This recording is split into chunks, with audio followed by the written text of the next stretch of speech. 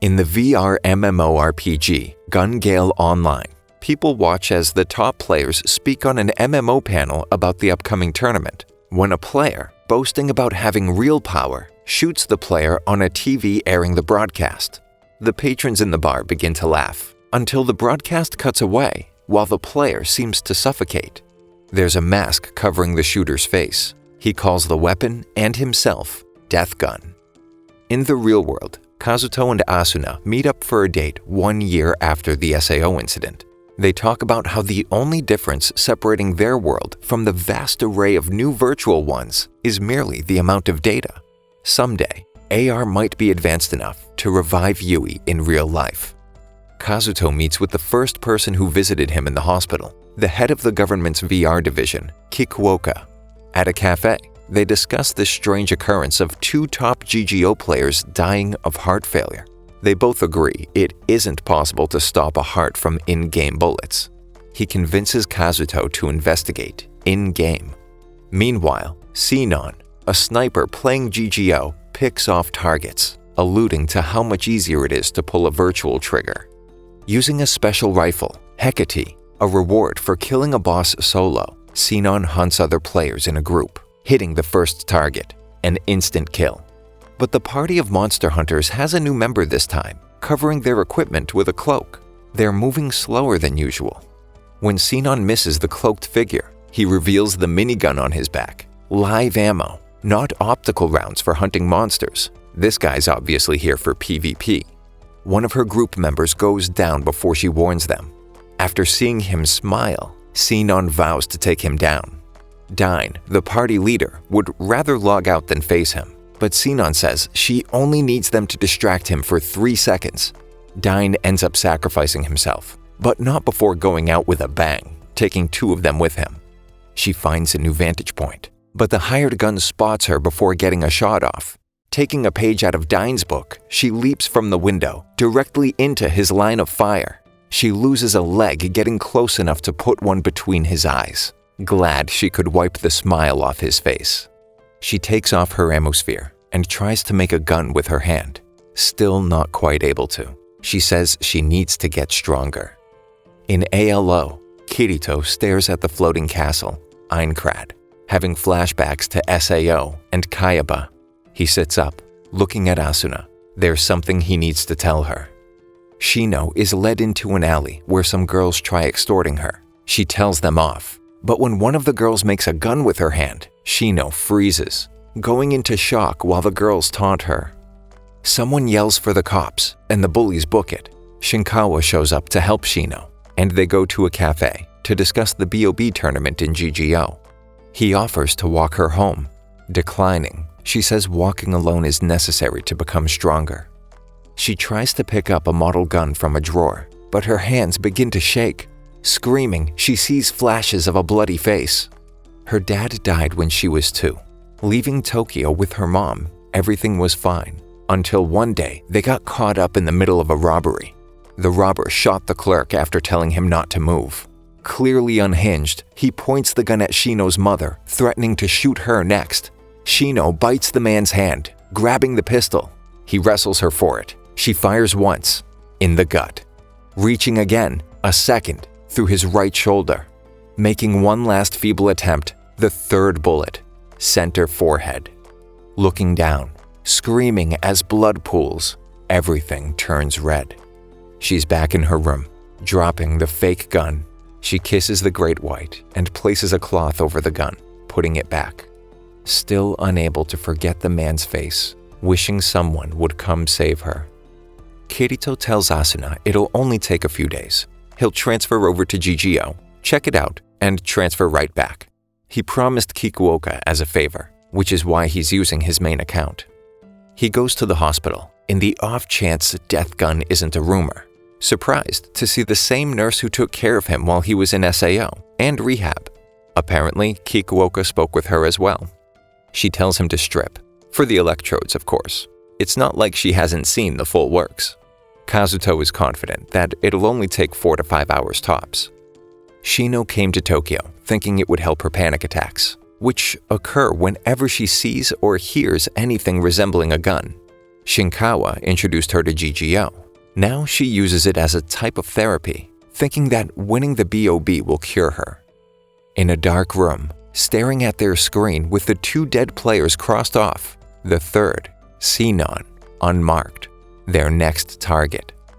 Kirito logs on to GGO, garnering a lot of attention. His avatar is more feminine than he expected. Becoming lost immediately, he spots Sinon and asks for directions. Thinking Kirito is a girl, she decides to help. He decides to keep up the act long enough to get his bearings. He just needs to sign up for the BOB and get a weapon, though she thinks he's crazy for entering the tournament after logging on for the first time. Kirito only has 1,000 credits, which will barely get him anything, especially a live ammo gun for PvP. If he wants to make quick cash, there's a gun range with an automated gunslinger. Making it to the end wins you the whole pot, but as soon as you get close, the bullet lines, trajectory markers every player can see, except for the first shot of a sniper, become almost impossible to see. They watch someone attempt it, though they can't get past the quick draw line. Of course, he gets the jackpot in one go, dodging the bullet lines instead of the bullets. Now to find him a good weapon. Kirito sees that there are photon swords. Buying one, despite Sinon telling him they're pretty much useless. At least get a mid-range gun to get in close. She chooses an FN-57 for him. But at the firing range, he can't even hit the target. Leaving the shop, Sinon notices they have 10 minutes to register. They start running, when Kirito notices some 3-wheeled bikes. They're supposed to be extremely hard to control. He just laughs it off, making up an excuse. Just in time, signing up, it asks for Kirito's real-life info. Hesitating, he quickly forgoes entering anything when Sinon surprises him, almost seeing his avatar's displayed gender. Since the game uses credits exchangeable for real currency, it feels like a separate world. Sinon admits to feeling like a different person in GGO than IRL, though quickly changes the subject. When they go to change, he has no choice but to introduce himself formally, which earns him a slap for lying about being a girl. She keeps telling him not to follow her, but he has nowhere to go. She begrudgingly explains the rules. The arenas are randomly generated, and players start at least 500 meters apart. Whoever kills the other player teleports back to the waiting room for their next match. They're in different blocks, so after the prelims, if they both make it, they'll face off in the finals. She shows Kirito her player info after swearing to kill the stronger players. He better win, since now he knows the name of the person who's going to kill him. Spiegel shows up, glad she made it in time, though he only came to watch her matches. He notices Kirito, thinking he's a she. Sinon sets him straight, and Kirito thanks her for their date as the announcement for the prelims sounds. He better be in the finals, angering her further by acting as if it's another date. Spiegel isn't too happy either. In his first match, Kirito isn't prepared for an automatic rifle, getting pinned down until he remembers how the bullet lines work. Kirito masters a lifetime's worth of ninjutsu in mere moments and detects the enemy player moving in the grass. Kirito charges, using his photon sword to deflect the bullets and pierces his opponent's chest before he can reload, winning the match. In the waiting room, Kirito runs into the player calling themselves Death Gun, feeling as if they've met somewhere before, but he can't quite place it. Death Gun asks if he's the real deal, not knowing what he means, asking again while pointing to his name, mentioning his sword skills. Then it hits Kirito. They must be an SAO survivor. But who? Catching a glimpse of their arm, he's completely rattled. It's the Laughing Coffin's emblem. He plays dumb, but Death Gun promises to kill him either way. Kirito has a panic attack, experiencing flashbacks of SAO. They weren't the only murderers. He and the other guilds led a raid on their secret base. It was a bloodbath. In the end, he killed 2 of their members. Kirito, shaking, starts to spiral, realizing that player has the same voice as Death Gun. Sinon tries talking to him. He just grabs her hand, a vacant look in his eyes. Before she can do anything, he teleports to his next match, standing for a moment, solemnly, before losing it and going all out. Sinon can't help but recognize the same thing in herself, becoming flustered while Spiegel watches intently. Sinon lets him get in her head, missing her first shot, but ultimately winning the match. It's their turn to face each other, but he reminds her of herself after seeing the look on his face, distracting her. Spawning on a bridge, Kirito slowly walks towards her. She can't hit him, running up to him, accusing him of not taking it seriously. Is it just a game to him? He promises to give her the fight she wants. They'll duel. He'll throw a bullet in the air at 10 meters apart. When it hits the ground, it's on. She can't miss at this range. What is he thinking? She agrees, and when the bullet hits the ground, she fires. He cuts the round in half, holding his blade to her neck. She can't believe it. How did he predict where she was aiming? By following her eye through the scope? But that's not a skill. It shouldn't be possible. What is this crazy VR ninjutsu nonsense? Sinon wants to know how to obtain such strength. That's why she's here. But he tells her it's not strength. If she knew the person at the other end would die if she pulled the trigger, could she go through with it? Does he know about her past? No. He avoids eye contact, admitting that he couldn't. Not again. Not after killing 3 people. He doesn't even know their names. She forfeits the match, promising to win in the finals, as Deathgun watches the screen ominously.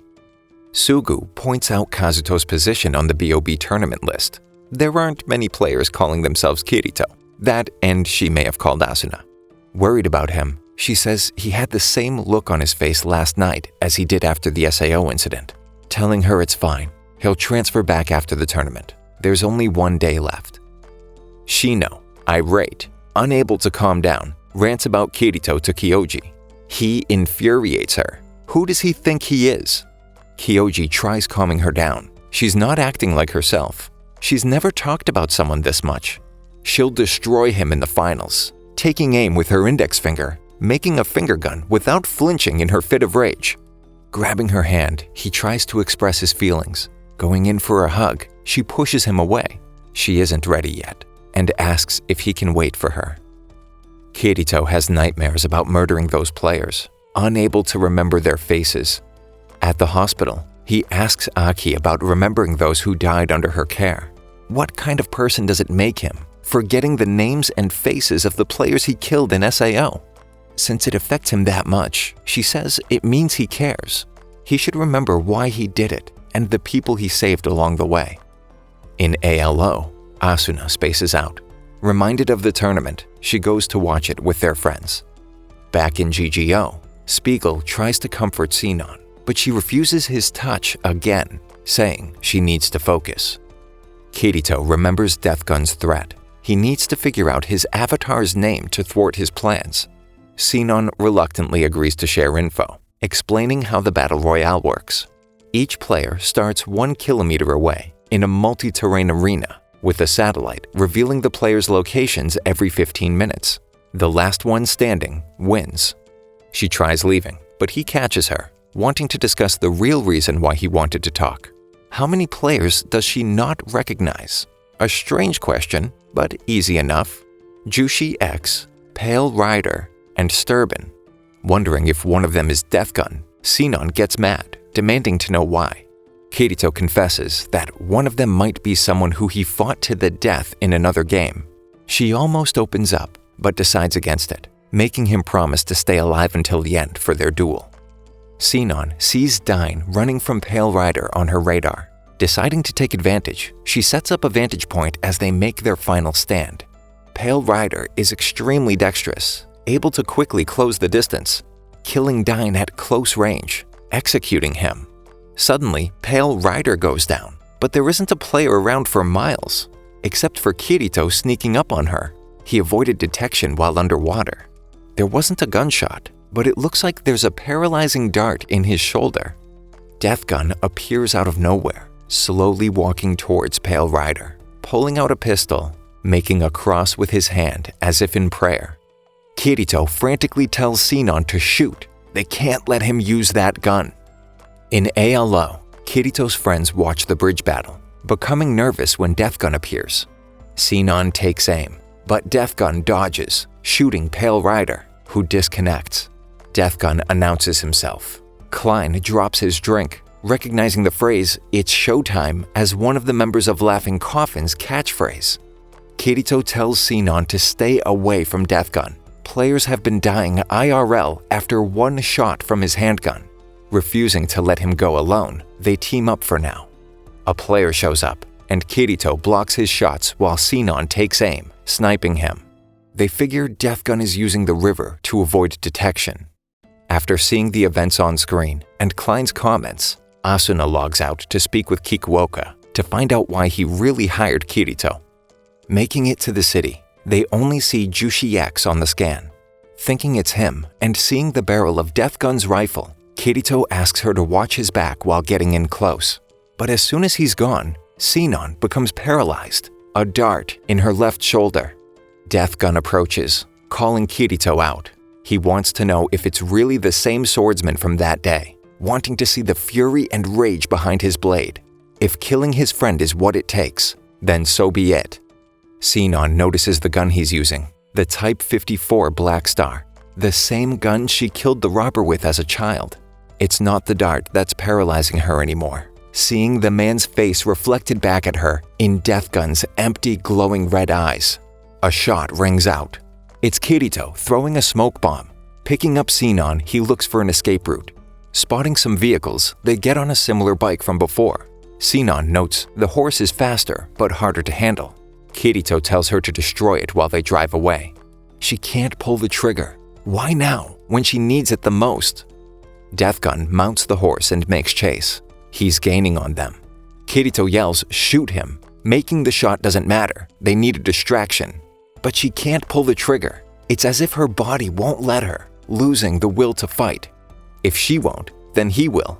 No, only Sinon can use Hecate. It's a part of her. They'll do it together then. She takes aim while he helps pull the trigger. Too shaky. Can't get him in her scope. Kirito counts down. She'll have her chance in a moment. The bike goes over a ramp, airborne. She wonders how he's so calm in a moment like this. Realizing his strength comes from going all out when he fights. No holds barred, no matter what. They pull the trigger together. It's a miss. Close enough though. The bullet enters a wrecked car, igniting the gas tank, watching it explode while Death Gun is enveloped in flames. They escape into the desert, though too exposed. Sinon notices a cave nearby. They can avoid the next satellite scan there. Sinon confirms that there's a cloaking skill. That's how he appears out of nowhere. But the sand makes it almost impossible to avoid detection. They'll see footprints, or at least hear his steps. Wondering whether Death Gun made it out alive, Kirito is certain he did, having seen him jump off the horse at the last second. But how did he know it wasn't Jushi X and get to her so fast? Jushi X was a woman, and he could see Sinon lying on the ground, so he picked up her gear and started shooting and throwing grenades. He tries consoling her, deciding to go after Death Gun alone. Isn't he scared? Of course he is. Who isn't afraid to die? But he can't just sit back waiting for the tournament to end, putting other players at risk. Sinon's no good at close quarters though. She doesn't care if she dies. She's weaker than she was back then. She'd rather be dead. He refuses to let her die alone. There's no such thing. It burns a hole in the memories of those you know. No one can die alone. A piece of everyone you know dies with you. If that's the case, then he can protect her for the rest of her life. He doesn't understand. Is he going to hold blood-soaked hands? Crying and beating on his chest, yelling she hates him. She reveals what she did as a child.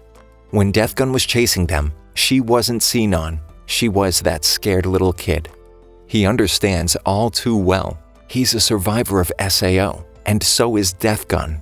He managed to block it out until he came face to face with him before the tournament. How did he get over it? He admits that he still has nightmares. Seeing their faces, hearing their last words, the only thing you can do is accept it. But right now, there's someone trying to murder them. How does he pull it off though? You can't stop someone's heart by shooting them in-game.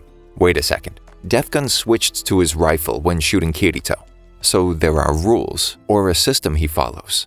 If he saw the players input their real data while signing up for the tournament, he would know where they live. But he can't be in two places at once. There's an accomplice in the real world.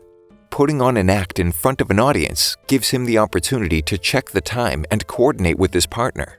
The victims lived alone, with shoddy locks. Being unconscious, they wouldn't even know.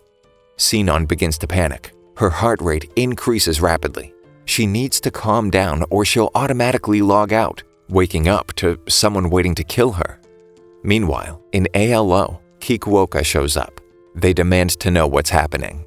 Before explaining, Yui lays out all the information about the GGO incidents.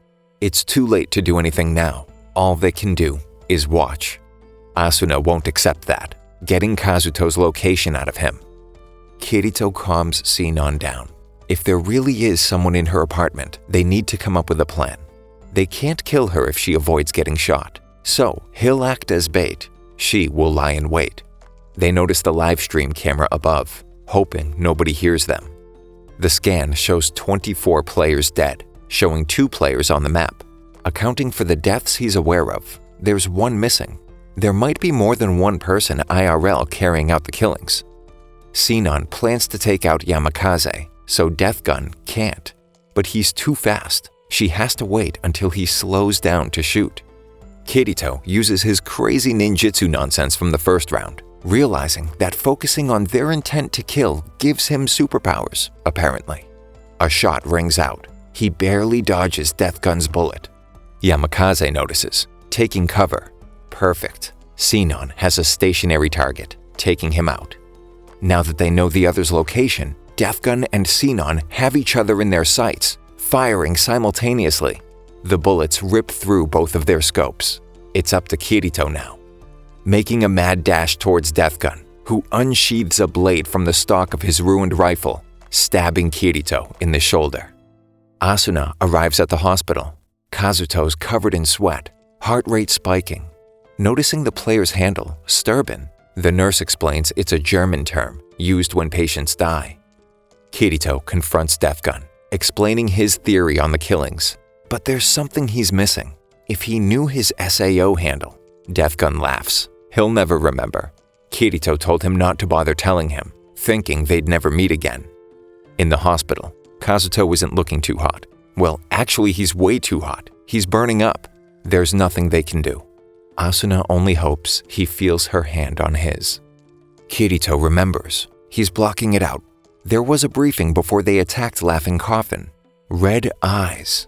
His SAO handle, Red-Eyed Saza.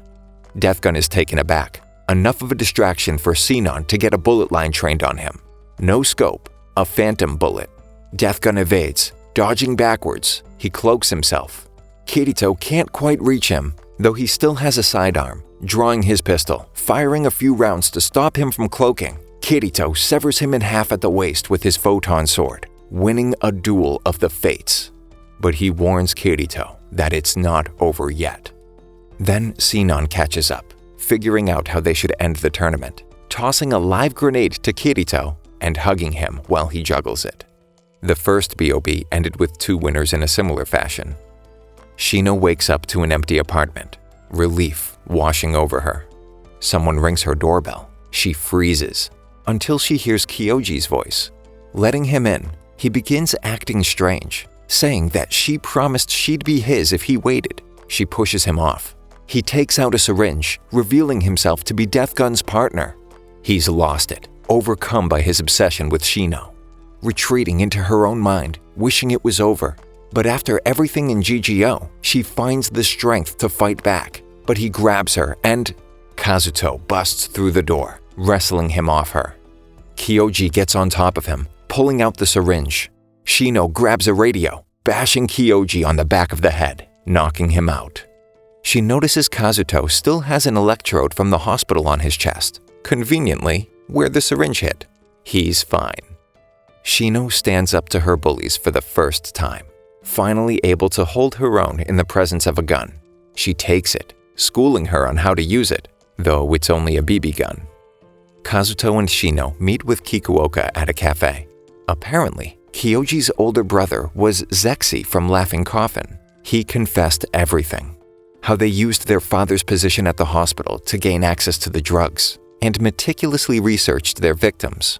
Acting with the second ex-member of Laughing Coffin, it seems like all three left the real world behind, unable to distinguish it from their virtual selves. The third member is still at large, and Laughing Coffin isn't done with Kirito. They give Kikuoka a note, telling Kirito to wait until it's showtime. Kazuto brings Shino to A-Gil's bar, where she meets Asuna and Liz from SAO. She becomes uncomfortable when he admits telling them about what she did as a kid, but he pleads with her to stay. There's someone she needs to meet. A mother and daughter walk through the back door and sit down. In tears, the mother tells Shino she was working at the post office the day of the robbery. She was pregnant with her daughter at the time. She apologizes for not thanking her sooner. If she hadn't done something to stop the robber, her daughter wouldn't be there to thank her in person. The little girl hands her a hand-drawn picture, thanking her for saving them. Shino breaks down, and Kazuto tells her she has to forgive herself. There was more than one person that day. She can't forget the life she took, but at least she can remember those she saved. Thank you for sticking until the end. Subscribe for more videos like this.